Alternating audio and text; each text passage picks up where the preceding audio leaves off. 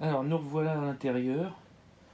Maintenant on va attaquer le démontage de la roue arrière pour le graissage du moyeu. Démontage de tout ça, voir un petit peu ce qu'il en est au niveau de des plaquettes arrière, bien que je sais qu'elles sont plus que rincées, mais comme j'ai un point dur dans la roue, je voudrais voir à quoi ça correspond.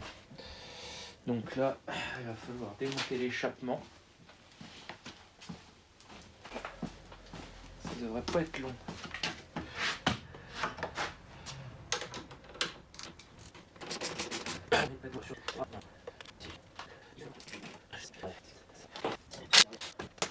J'ai constaté que ça fuyait.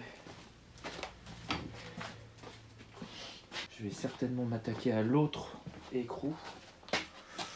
L'autre écrou de l'autre côté. Tout dégrippant pour humidifier tout ça.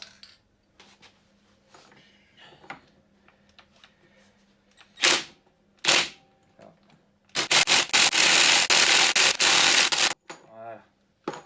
Désolé pour le bruit. Ici, je l'avais déjà au préalable démonté.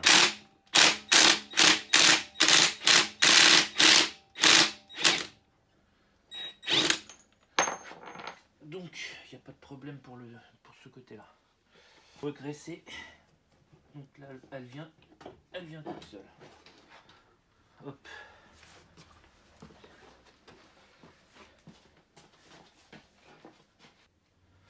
Donc là, maintenant, l'idée, c'est de démonter l'étrier. Donc ici, il y a deux vis, enfin deux écrous de 14.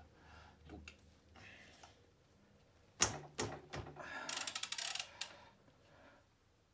voilà, ça se débloque.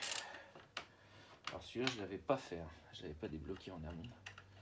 C'est du live.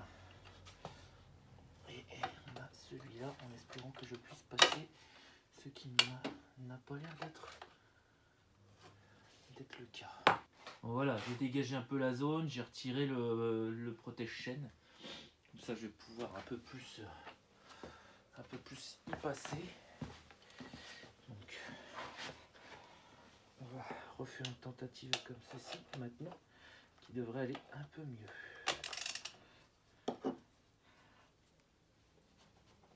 Voilà.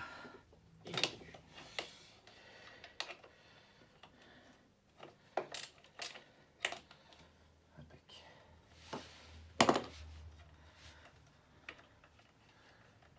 J'espère que je ne le gêne pas trop.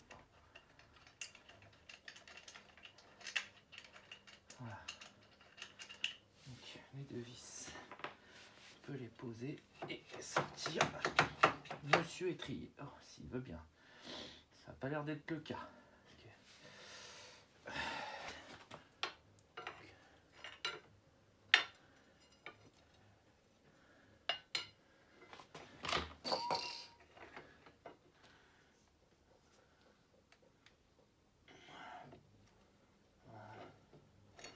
Hop.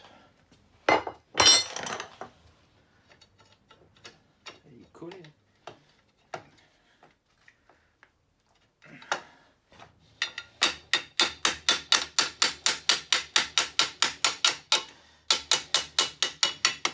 Hop. Bon. Bah.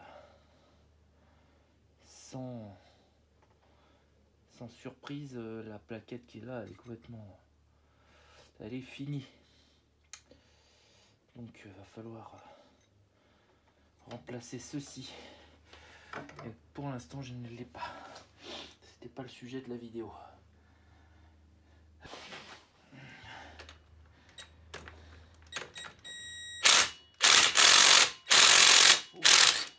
Et heureusement que j'ai pris la clé à choc. Alors, voilà. Après, il faut détendre la chaîne. Ah, ça c'était... Alors, ça se détend dans ce sens-là.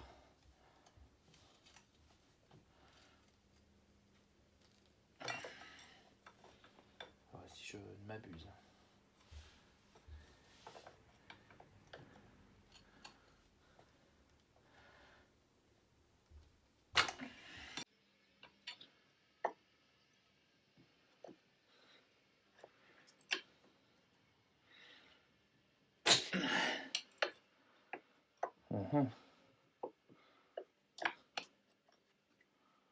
Bah, je vois pas grand chose, et puis pour le coup,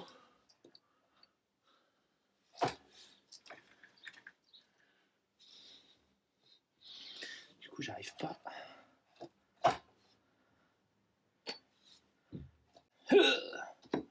Elle est très sale, enfin elle est très grasse. Voilà, donc on a enlevé le moyeu maintenant. Voilà, juste pour la beauté du truc, on voit un peu mieux quand même sur quoi on bosse quand c'est propre. Voilà, donc peut-être même qu'il faudrait passer un bon coup ici pour bien. Je vais le faire après. Déjà, ici, je remonte la vis, ça sert à rien de la démonter plus. Voilà. Ici, c'est pareil. On remet ça en place. De toute façon, pas de secret, une machine qui a été stockée. Hein.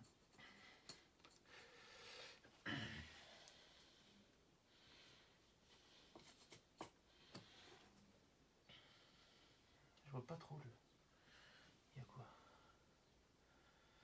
Peut-être qu'il y a un peu de merdance qui bloque le. Chaîne, si on veut. Parce que déjà rien que ça me paraît pas possible.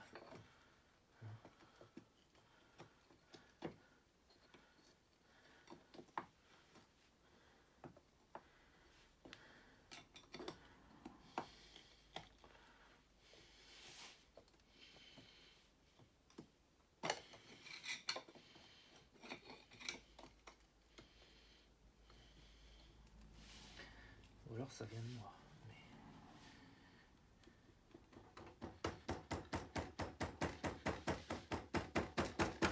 Je comprends pas comment ça fonctionne.